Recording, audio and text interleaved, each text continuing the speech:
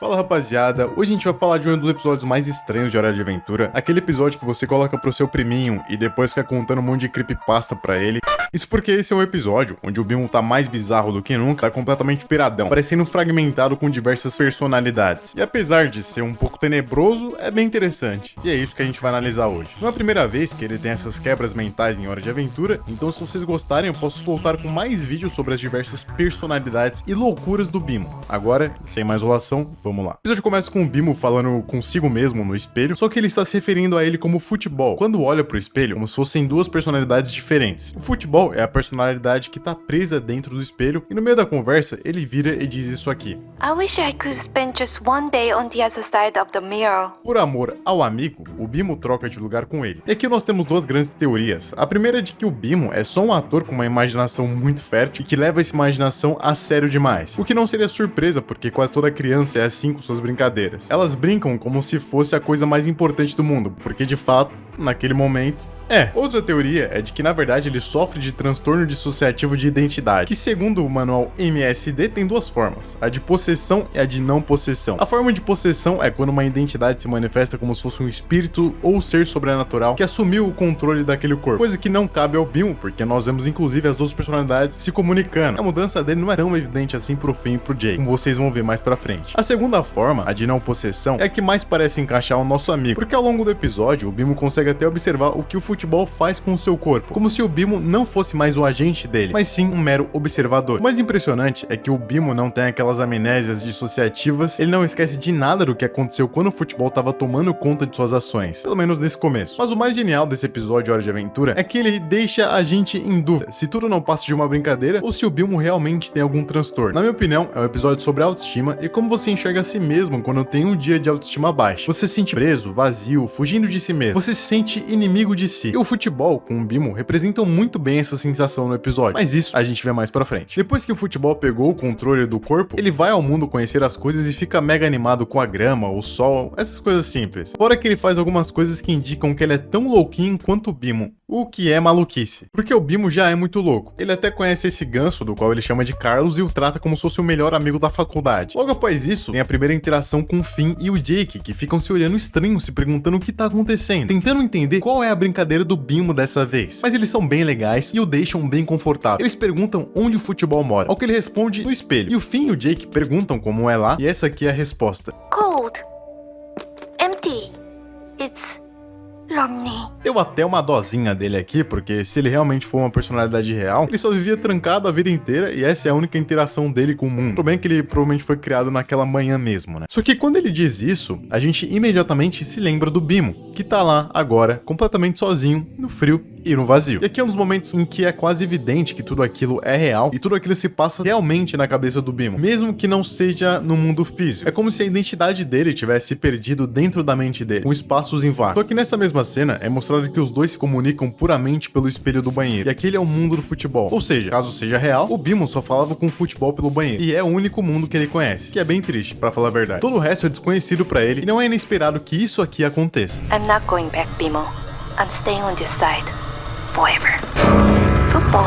Como um bom psicopata, ele informa o Finn e o Jake que o Bimo foi embora pra sempre, que ele deixou o recado de que era pra tratar o futebol como o tratavam. Apesar de ser uma brincadeirinha estranha, os dois continuam indo na dele. Talvez, na realidade, o Bimo estivesse até meio quebrado, por isso ficou com uma confusão de personalidades, tendo em vista que ele é literalmente um computador. Pode ter sido só um bug no sistema, e isso seria facilmente resolvido se o Finn ou o Jake tivessem conhecimento de TI, e pra isso, era só ter estudado na EBAC, a Escola Britânica de Artes e Tecnologias. Dentre as mais de 150 opções de curso que eles oferecem, eles têm um curso de TI, do zero ao Pro, onde você vai se aprofundar nas 5 profissões mais populares do universo do TI, e assim vai poder escolher qual se encaixa mais com o que você busca. Além disso, essa é uma área com uma alta procura no mercado atualmente, e alguns cursos da EBAC já te garantem um emprego ao final do curso, como é o caso do curso online de TI para iniciantes. E se você está preocupado em começar um curso da EBAC e não ter auxílio necessário, pode ficar tranquilo que eles oferecem uma tutoria individual para tirar suas dúvidas, corrigir seus exercícios e te ajudar a finalizar o curso com muito conhecimento. Para facilitar ainda mais, a EBAC te dá opções de pagamento como financiamento estudantil ou parcelamento de até 24 vezes no boleto para te ajudar a tirar a poeira da mesa e começar os seus estudos. E para fechar com chave de ouro, vocês podem usar o meu cupom HamletEBAC para conseguirem mais de R$200 de desconto no curso escolhido. Então acessem o link na descrição ou no comentário fixado e não deixem essa oportunidade passar. Não sejam igual o Finn e o Jay que aprendam TI, porque vai que o seu computador dá uma doida aí e comece a desenvolver uma segunda personalidade, né? Você vai ter que saber como resolver. Depois disso, o futebol vai pra fora pra esparecer um pouco. E o Jake vai logo atrás, falando que todo mundo tem problema. E que ultimamente ele anda meio dodói da cabeça. E é verdade que todo mundo tem os seus problemas de vez em quando. E às vezes gostaríamos de ser e nos tornarmos outras pessoas. Fazer com que outra pessoa lidasse com os nossos erros e responsabilidades. Quantos de nós não gostariam de pelo menos um dia em que outra identidade pegasse tudo o que é nosso pra si? Pra que ela vivesse o fardo da existência por nós, enquanto descansamos no interior de nossas mentes. Sentimos vontade de desaparecer só por um momento, uma pequena morte que nos faria sentir paz, mas ao mesmo tempo possibilitasse uma volta à vida. É como descreve Voltaire em Cândido e o Otimismo. 100 vezes desejei me matar, mas ainda amava a vida. Essa fraqueza ridícula é talvez uma das nossas tendências mais funestas, pois há algo mais estúpido do que querer carregar continuamente um fardo que queremos sempre jogar por terra, ter horror a seu próprio ser e querer apegar-se a ele, enfim,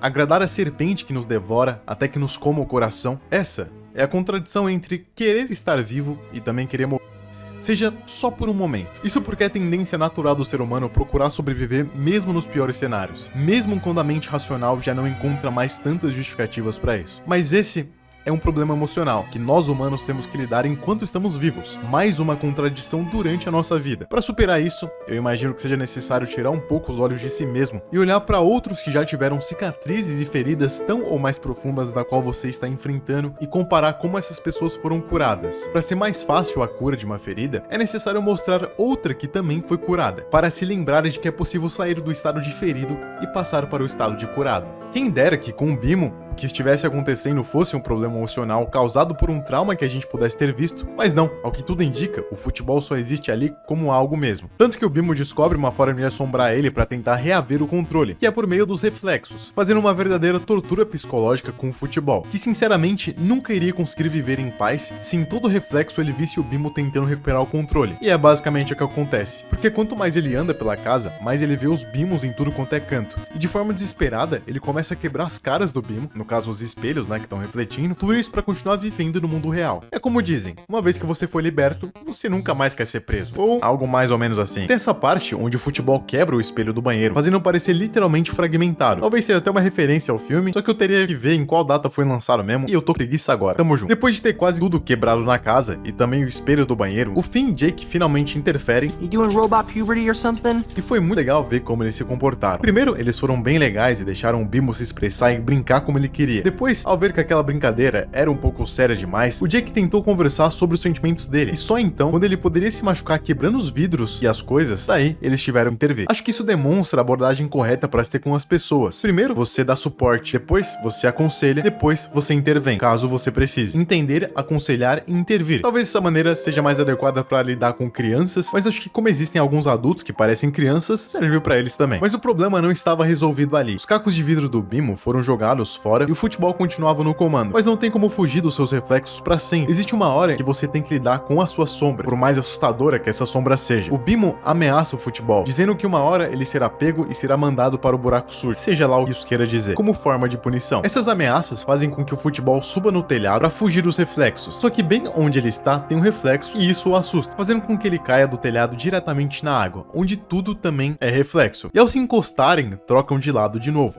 E o Bimo volta a possuir o corpo. A minha interpretação dessa cena é que o Bimo fugiu de si mesmo o episódio inteiro, sob a persona de futebol. Ele não queria lidar com os sentimentos dele, porque tudo dentro dele parecia pequeno e fechado, sem muito pra onde ir. Ele tava sem perspectiva de vida e tentou sufocar a si mesmo pra ter essa perspectiva. Só que no final, ao se assustar de tanto fugir, por acidente, ele dá um salto de fé e cai no rio. Esse salto de fé foi acidental, mas às vezes a fortuna pode nos ajudar a nos reencontrarmos. Na perspectiva de futebol, ele fica muito feliz de estar naquela água, porque ele descobriu descobriu um mundo novo. Ele gostou de ficar ali fora. Os reflexos não eram iguais aos que ele tava quando tava trancado no banheiro, o que me faz pensar que o Bimo só criou o futebol naquele mesmo dia. E ele não existia antes disso, justamente porque ele só conhecia o banheiro. E o Bimo conhece bem mais do que o banheiro, obviamente. No final, o Bimo fica bem feliz voltando ao seu corpo, e o Finn e o Jake também se sentem mais tranquilos por não terem que lidar com o menino maluquinho quebrando a casa deles. Mas será que a minha interpretação sobre o futebol ser uma espécie de autoestima ruim ou sombra tá correta? Talvez o que conta não seja a certeza de certo ou errado, mas a lição que podemos tirar do que pensamos sobre as coisas. E foi isso o principal que esse episódio me ensinou. Às vezes é necessário um salto de fé para fazer as pazes consigo mesmo.